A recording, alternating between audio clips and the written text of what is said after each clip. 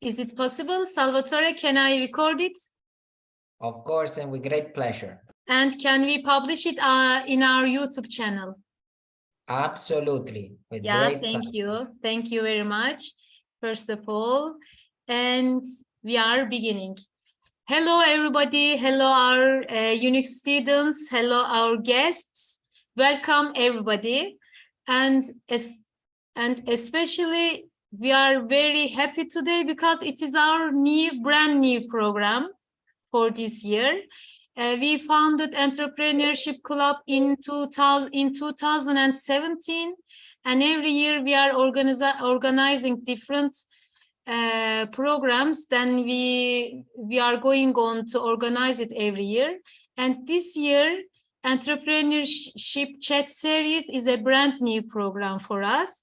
So it is very meaningful also. Then because all of the series, we will talk about different topics inside entrepreneurship. And today, our guest is also very special because as an entrepreneurial school of the year, we are hosting Salvatore Nigro, who signed our certificate of awards in the summer. Welcome, Salvatore, first of all. Thank you all. Thank you to you for this invitation. I'm so happy to be virtually with you. I hope that soon I will see you in person, all of you, because I will definitely come to Turkey in this next summer for the final of Jenny. I will be in Istanbul, but for the moment, it's going to be great to have you virtually. Okay, and thank you for accepting our invitation again. And now it is a short time for us. So Zeynep Zülal Alper, she is our moderator of today. So Zeynep Zülal Alper is taking the microphone and speech. Then Zeynep, it is your turn. Hello and welcome everybody. I'm Zeynep Zülal Alper. I'm the moderator of this event. Today is the beginning of our new program, Entrepreneurship Chat Series, and we will start with our dear guest, Salvatore Nigro. He is the CEO of Junior Achievement Europe. Welcome, dear Salvatore. How are you? Thank you. I am at the moment in the south of Spain, where I have my home. Mm-hmm. Oh wow! I see you put some good picture of me over there. Wow, I'm blushing. So I would like to give some information about you to my friends first. Please. Salvatore Nigro dedicates his energy and passion to preparing young people to succeed in the global economy. He specializes in multi-stakeholder partnerships, workforce development, and entrepreneurship programs. Okay, I tell some things about you, but I don't think it's very effective to hear someone about someone else. So can you tell us about yourself a little? What can you say about yourself? Well, what can I say about myself? The first thing is that I am very Mediterranean because I was born in the south of Italy, very close to where you are, in the region of Calabria. So many people think I'm Turkish if they look at me, but yes, I was there from the south of Calabria, and I was born in a family who was very poor. My mother was 16 years old and my father was 18 years old. Then both were unemployed, and we were living in a little farm of my grandfather, of whatever my grandfather could sell in the market. So imagine our house did not even have a paved road. So when to go to school and it was raining, it was a bit of difficult even to get to school. But my parents had always told me three things. The first one was to think big, because if you think big, you can achieve great things. The second one is not to take a no as an answer. And as a good Italian, I'm very stubborn. I don't take a no as an answer.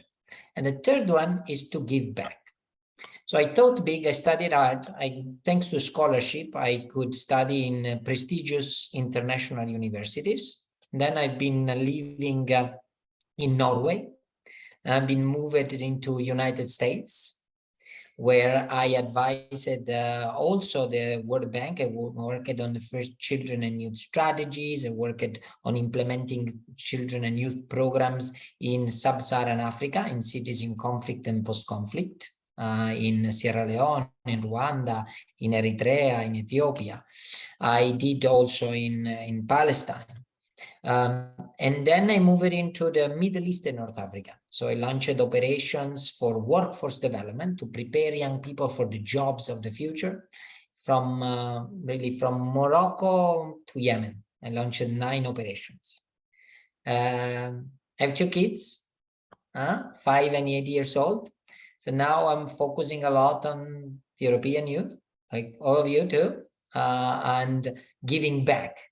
So I was so fortunate to think big, study hard, get it determined, that I always thought it's my turn to provide opportunities to other people. And on the screen out there, you have one of my quotations there. Talent is universal, but opportunities are not. So I truly believe that wherever you are, where you are in your home, or you are in a city, or you are in a rural village, you are talented. And it is up to us to provide you opportunities. And this is why I today lead the largest European organization when it comes to entrepreneurship, work readiness, and financial literacy, which is JA. At 6 million young people every year go through our programs. And we have amazing schools, entrepreneurial schools like the one you are, because it has been selected as the most entrepreneurial schools. And congratulations again, because I know it takes a lot of efforts from the teachers, it takes a lot of efforts from the management of the school to engage on this subject, and they were creating an entrepreneurship club. That's very inspiring. Thank you. Why are you interested in entrepreneurship? Well, look, historically, in the past, if you imagine over the past 100 years, the main employer for young people were the public administration in the past, right? So the state was providing a lot of jobs. But then what we are seeing is that the state continued to furnish basic services to the population, but the private sector is hiring young people. And when it's hiring young people, it's also looking for young people who have an entrepreneurial mindset.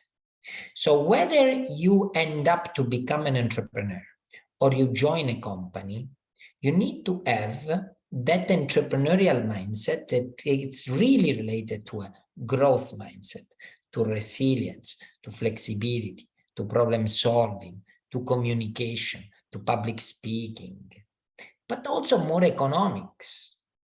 Because if you really want to make a change, it's not enough to have an idea.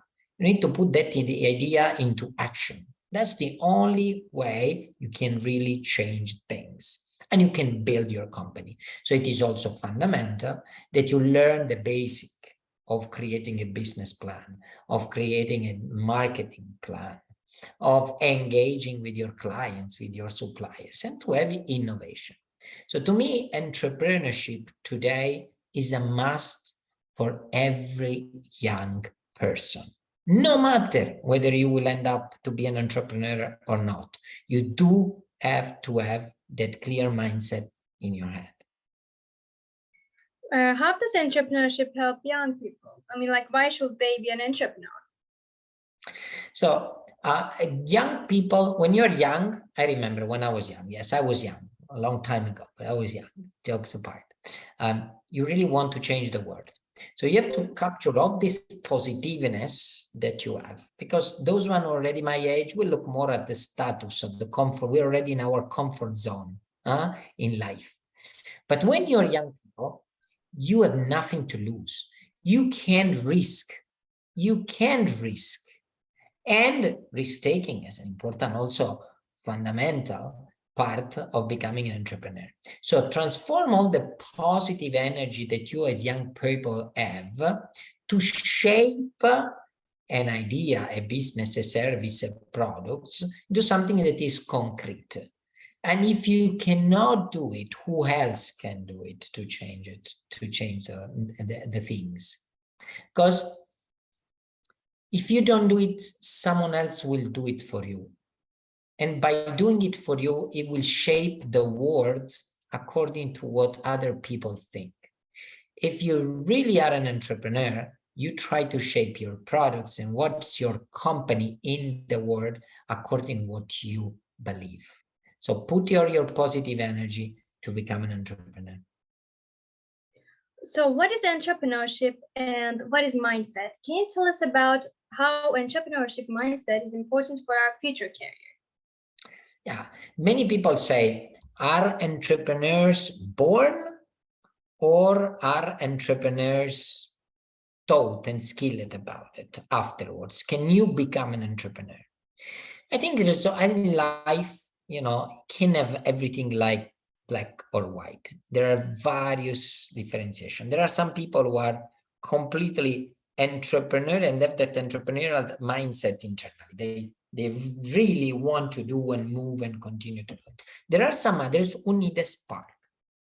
They need to be inspired, then they need to be prepared, and then they will be helped to succeed. And this has been our role at JA, to make sure that every young person has that opportunity to be inspired, prepared, and in order for them to succeed. So an entrepreneur today also has a huge responsibility. Because if you're becoming successful, you cannot only think about yourself. You need to look at the community around, at how your business idea is impacting society, is impacting the environment, how much you are making sure your company is inclusive, is having an eye to many of the tough challenges that we all as a society are going to face. So a good entrepreneur is someone who's doing good for himself, good for his business, but also good for society. And we have plenty of our young people. Imagine that this year alone, we have 370,000 who are creating a mini company. 370,000 young people are in the JA programs, following our company program, which is our bread and butter on how we really teach young people entrepreneurship. And they're creating their mini company. But we saw that more and more, they are not only looking at their own personal success, but also the society around. How can we develop our mindset, entrepreneurship mindset? Well, I think that the first one is about curiosity. You have to be curious, because if you're not curious, I doubt that you can really have so much open mind to try and taste new things. The first one mindset that you have to have is the curiosity. The second one is definitely related to resilience, because and being an entrepreneur is not necessarily an easy task to do it. No, it's challenging. It is challenge, but you have to transform this challenge exactly to make sure. And when you're young, you can do that, to transform those challenges into opportunity for your business and for yourself. The third one, which I think too much is underestimated. In many cases, large part is what you do, and the other large part is how do you communicate what you do. And this is very valid when you have that mindset, that you put yourself already in the situation who has to be your client and who has to be your investor. So you have to be ready to make a very good pitch. And this is another skill.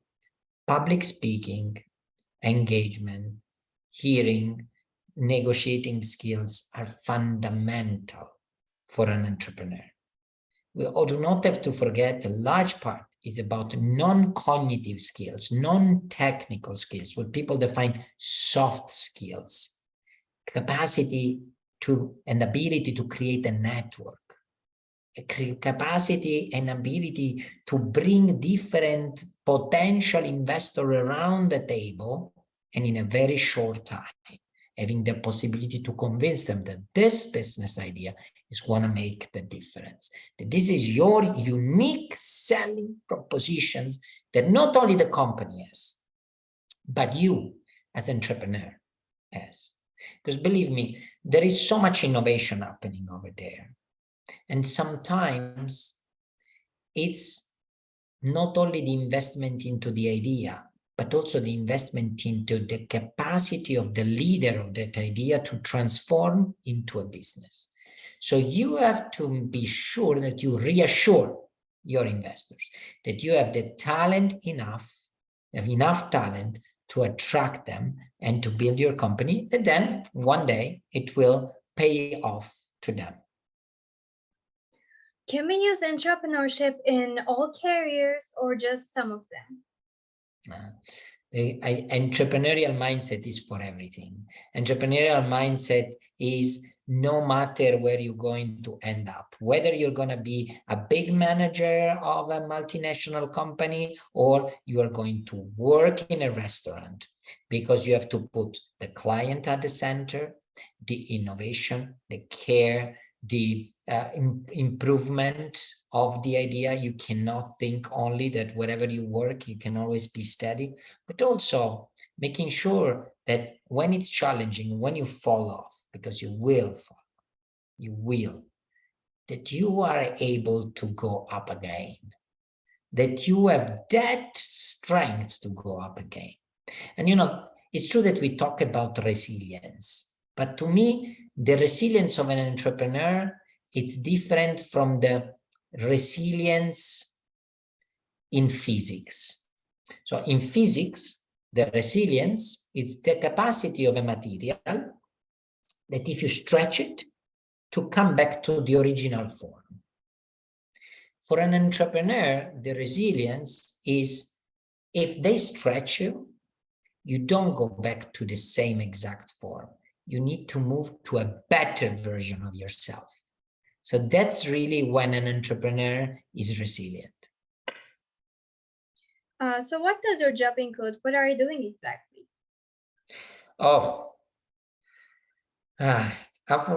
These days is a lot of travels after the COVID pandemic. So every week I'm in a different country, learning from our entrepreneurs, our staff, our schools, our teachers. So definitely it entails a lot of travel, because even if you are a leader, and today J Europe serves 6 million young people, you have to go down there on the ground. So people say, get your hands dirty, means go down, understand what are the processes, how it is taught your programs, what works, what doesn't work. So, but also I have then a great team of leaders at the European level who, manage from the communication, advocacy and marketing, the business development, the finance, the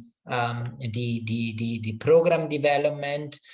And when you are a leader, you also, maybe you're not expert in everything, but you absolutely need to know everything. So you need to know about HR, you need to know about accounting, you need to know about program, you need to know about operation, you need to know about finance. That's capacity then of transferring skills from one area to another. And this is what I do every day. It's also languages are important. I speak 5 different languages. And, in a single day, at least I use 3 or 4 of them. And speaking with different stakeholders and partners, because it also creates that empathy with people to do it. But when you are a leader, you also make sure that you prepare the next generation of leaders in your company. So you want those who work for you that will succeed. So you empower them to succeed. And this probably is taking also a large part of my time. What is the best side of your job? What do you love about your job? Well, what I love is when I see the young people that transform just the idea into real business. I mean, I can see the whole process of them going through, just having an idea, and all of the sudden have that vision on how this company will come up. Or same is seeing people with zero opportunity in life, that we train them and now they are successful in the job if they've joined the company. This is what really nurtured myself. And, you know, I always believe that we have a moral duty to serve the next generation. As my generation is doing with yours, then it's going to be your turn to have always a better version of us as human beings, as entrepreneurs or leaders. What are you most proud of in your life?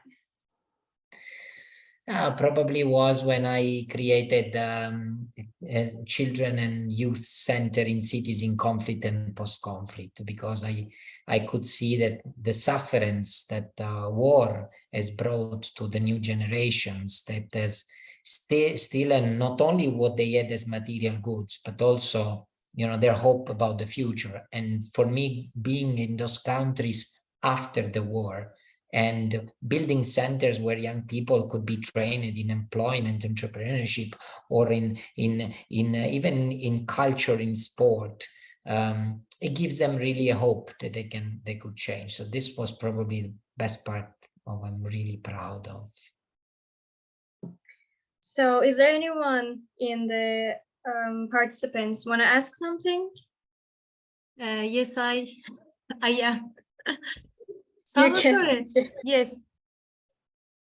Salvatore, you said that a change maker changed, and then how can they change the world, or what is the first step to change the world? Because it is very important for our world nowadays, for entrepreneurship also, because I think it is the beginning word of entrepreneurship, keyword, changing. And as teachers, we are always saying that we have to change the world, and it is beginning with you. And how? What is your opinion about it? Look, if you go back to great philosophers, Heraclitus, thousands of years ago, Heraclitus said that there is nothing permanent in this world but change. Change is the only real things that continue to change. So, but it always starts somewhere. It always starts with the first step. And in order to make that step, you need to have the consciousness, the willingness, and the passion to make the first move. Because then everything will come, but you need to have the consciousness, the passion, and the commitment to make the first move. Even if you know that at the beginning, that change might not result in something that will be beneficial for you immediately.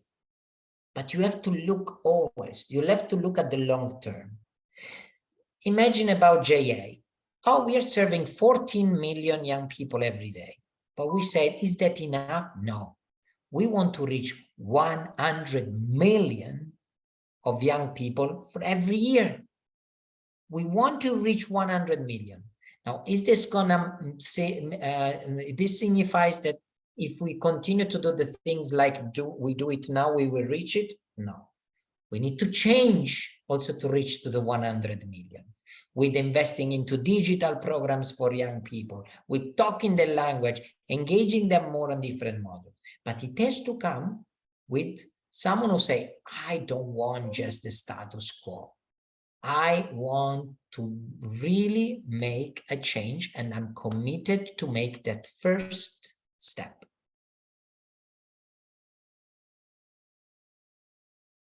Thank you. And do you want to ask a question? Because it is an opportunity for you, guys.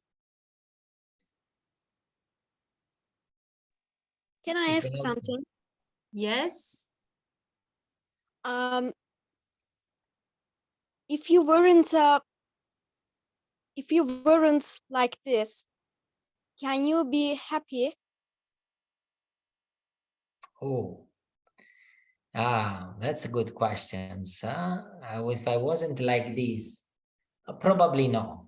probably I wouldn't be happy if I was not doing the things. You know, after you get to a position, you get a lot of offers and many jobs, even jobs that are much more well-paying. But what really nurtured me is that when I go back at home at night, I can look at my two kids and say, I having a job that is making the world a better planet, that is investing into the new generations. And this is going to be the world in which my kids will live, because they are 5 years old and 8 years old. They're very young. So her father is contributing to something, to an organization that is changing for good, that is preparing the next generation, is providing them an opportunity. So probably I will be okay, but what I'm doing, I'm very happy. Thank you. Thank you to you. Ataberk and Ayşegül. First of all, Ataberk, then Ayşegül. We have 6 minutes. I would like to remind. Hello, teacher. I have a question. Is foreign language that important in the world? Sorry, I couldn't, it breaks up. Can you repeat or write? Is foreign language that important? Is Foreign language that important? It's not, it's cuts up. I don't know if you can write it, or someone can repeat the question? Ataberk, can you write it in the Is chat box? foreign language that important? Chat'e mi atayım? Yes, chat box, please. Yeah, I think Because in you're, the- yeah. you cannot hear well the sound. Then is not- Ayşegül, ask your question, and Ataberk, write your question in the chat box, please. Can you do this? Ayşegül, okay? Oh, is foreign yes, language is foreign important? language, Yes, yeah. yes, foreign language important. Yes, it's fundamental. Look, I mean, I'm Italian, so if only with Italian, I could speak in Italy and have a great career in Italy probably, but even if I was in Italy, I wanted to open up to the world. If I didn't have English, if I didn't have French, I didn't have Spanish. So I think it's fundamental. You should invest. If you really want to be a leader, you should invest not only for communication, but also for understanding other cultures. Thank you, Sabat. Ayşegül? Firstly, how do you motivate yourself again if you fail at trying anything new? And second question, what do you find the hardest thing about entrepreneurship? Entrepreneurs. What you find the hardest part of entrepreneur? Okay, let's take just one, because otherwise we also have some others I want to answer. So what is the hardest part? I think that the hardest part is that it's not equal the opportunity that are given to young people. So if you're living in a big city, you have a network, you're come from a private school, and you have a great network of friends, of investors, then your path is much easier.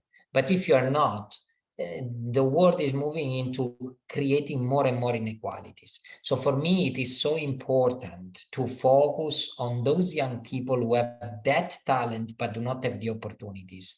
But they also do not have to be passive actor of what is their future. They do need to move. And I'm sure that if we spark them, they will be able to become successful entrepreneurs. Thank you. Thank you. İkbal? And then Şevval. I have a question too. It was a really interesting speech. Thank you for your time.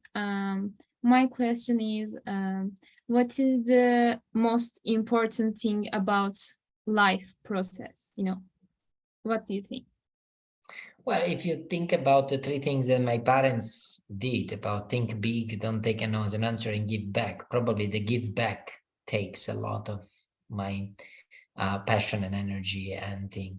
Because, you know, money, success, and everything else will follow if you really follow your passion. And if you follow your passion, and it's not necessarily important what you do, but it's important why you do it. Because everybody can do things. Everybody can do things. Everybody can do something. Everybody's good at doing something. But what really makes the difference is why there are some people that become more successful, because they believe in what they're doing. This is the real difference. Because everybody can create something. But what really makes the difference is those ones who are driven by the why, not by the what. Thank you. Şevval, then Kaan. Hello. In the first question, you said that your family was very poor and it was difficult to go to school. Now you're talking to us, just a few kids like you used to be. Does this projects with young people and helping them remind you of yourself? You know, some kids are really special and you can feel that they are special, that they will change the world. How does this feel? Thank you. Yeah, it does. It does. I mean, what I do comes out with my personal history. There's nothing to hide about that, because I really feel that I was lucky at a certain point to where you have talent, determination, and luck, the three ingredients that makes you a successful career. Then there are definitely some people, some young people that you can say they are genius, and that's really the difference between talent and genius.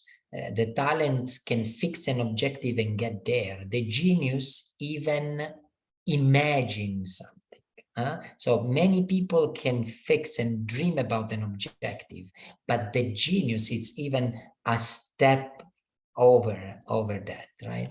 And you need to nurture both. I mean, in this world, I think we need to nurture those who are genius, those who are talent, and those who can exploit their talent. Salvatore, our time is finishing. Do you want to spend 5 or 10 minutes to answer the question, or I can have 5 minutes more, definitely. Yes, 5 minutes more. Maybe Zoom can stop now. Then I can open it again, switch on again. Is it a problem for you? No, that's fine. I'll reconnect. Yeah. Tekrar kapatıp başlıyoruz. We are beginning again'den.